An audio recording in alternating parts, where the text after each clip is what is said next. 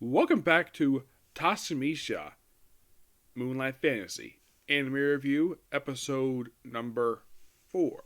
We're here reviewing episodes 7, 8 for the series. Now, I should mention basically in this video that I've got a pretty okay viewer count for the last few episodes. Like the first episode, at this point, has 68 views.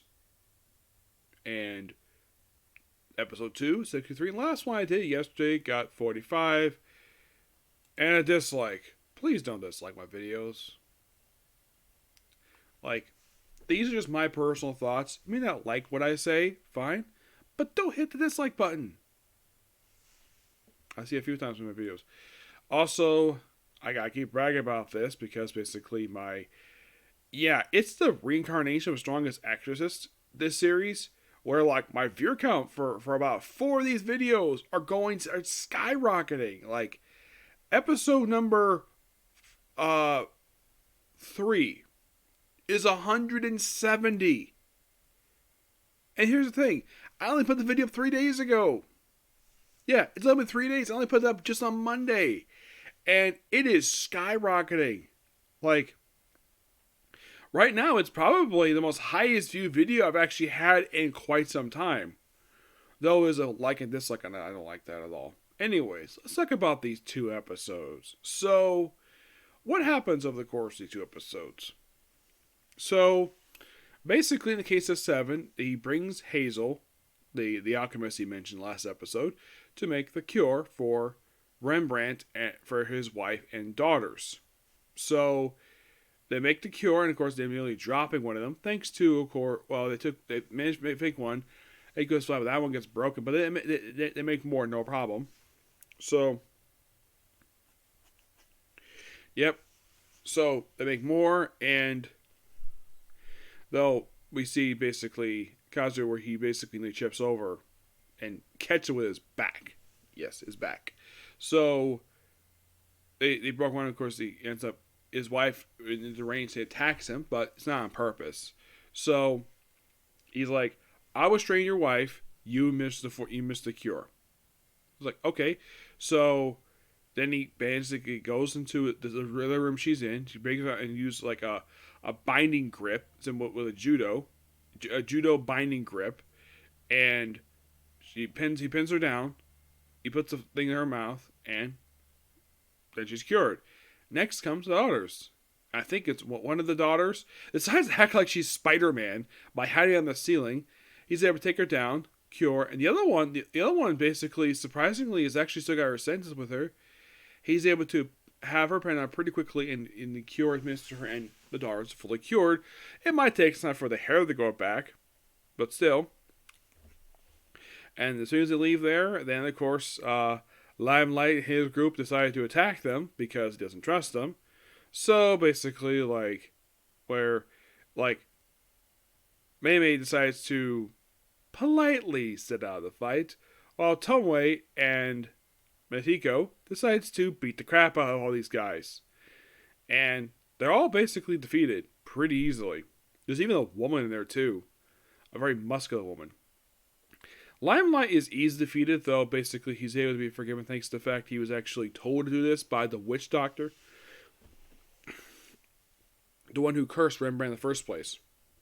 So, it's also suspected the witch doctor may have been hurt by Rembrandt's influence. So, right after this, basically, so, he apologizes to Rembrandt for what he did. He accepts. And it's, we're going to limit your venturing. But he's like, I'm just going to retire. That's what he says to him. And he goes back to the orphanage that was seen in his flashback. And so Tomoe basically hires him to be a spy for her. And he gets handsomely paid just so he can protect this one orphanage. Because now, apparently, the orphanage is now under her protection. I'm like, okay, nice way to wrap up that little plot thread. And don't worry, he'll be back. Oh, don't worry about that. And who voices him, you might ask? Let me see here. I think they do credit here. Okay, it's Aaron Campbell. Yes, Aaron Campbell. Yeah, this is the guy who starred as Red from Banished the Hair Party. He's also Mokuda from Chainsaw Man. Pespero and Napoleon from One Piece. Yes, the talking cloud and the talking fire. Yeah, he voiced him. He's also Rotaro Sagami from Freya, from Combat's World's Strongest. He's also featured a couple episodes of Dr. Stone as Keiichiro. My Hero Academia's Kendo Shimura. He was also in Mushoku Tensei Jobless Incarnation. Oh yeah, he was also in Skeleton Worlds by X Family. This series, obviously. So I've seen him in oh yeah, first series, Hell Fox and Uncle Son. Yeah, I reviewed this one several years ago. So basically, I've seen 1, 2, 3, 4. He was Black Clover. 5, Attack on Titan. 6, 7, 8, 9, 10. Oh yeah, he was in Overlord. He was the idiot Philip. 12. So this is technically in a way the 13th series I've heard him in, but he does a great job voicing him. Mm-hmm. And then right afterwards, basically they have where the next episode where apparently all the people they beat up, those are actually the town's venturers. They all had to basically they had to train new ones. So he's like, why not have Toei as part to basically train them? Though Toei ends up training them. Now, of course, she suspects that Toa is somehow connected to him via the fact he looks at somebody he knew from his previous world. So she trains them, even thinks basically a group of giant monkeys. Yes, seriously. And shows the alchemist Hazel's like, you can actually use water magic. Like, he can use water magic. Awesome. She had no idea about it. Yep. And of course, Tomoe knows basically not to harm her too much because basically of her connection to basically her master. So then they defeat the small booger monkeys, and of course they have to go be a whole den of these giant monkeys. And like, and she shows the Gill girl like, I sent Tomoe's party to basically deal with a den of monkeys. And they come back and they defeat apparently 2 dens, and they're so exhausted. And of course, proves how awesome they are. There's also a subplot here, the Lizardmen and the Orgs basically not improving their strength, so basically he schedules joint training sessions with them so they can improve their strength. Like, he says, just throw away your pride, just try to build your strength, maybe improve your tactics. They have a sparring match. At one point, the offshoot gets nearly buried by the rebel. I'm surprised basically he doesn't stop the match to have her get buried out, but nope, she gets out herself. Yep. So then, of course, you have Mihiko basically talking to Rembrandt about possibly opening up a store. Basically renting space in his place because it was mentioned by the Merchants Guild that if you own a store, you have to basically provide some espionage for the kingdom. And he's like, not in the city per se, but he does know of a neutral city where he does have influence in. People do support him. They can help him out. Okay, interesting. So there's also a thing with the adventurers going to the dead forts. And then we see the first appearance in this series of elves. Now this I found quite something. 8 episodes then we finally see elves? Seriously?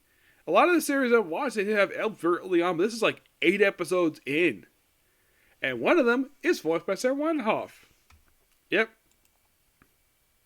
Her character named Eris. Yep.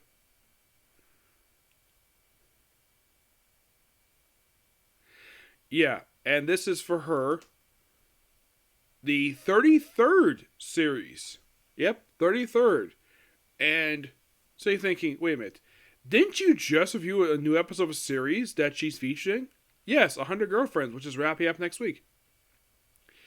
Yep, and I just started that series just late last year, and I'm like, look, here's another one. But yeah, 33 series, which makes her the 4th highest out of everybody I've seen series for. Monica Rialba at number 1. Number 2, Leah Clark at 35.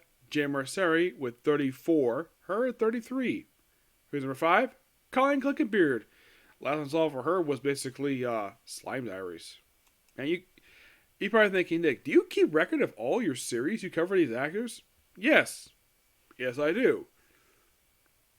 I've been doing it for years, so I've been doing it the last few years, so I don't see a problem with it at all. I keep track basically what series I have seen with him in it and basically just put them on the list.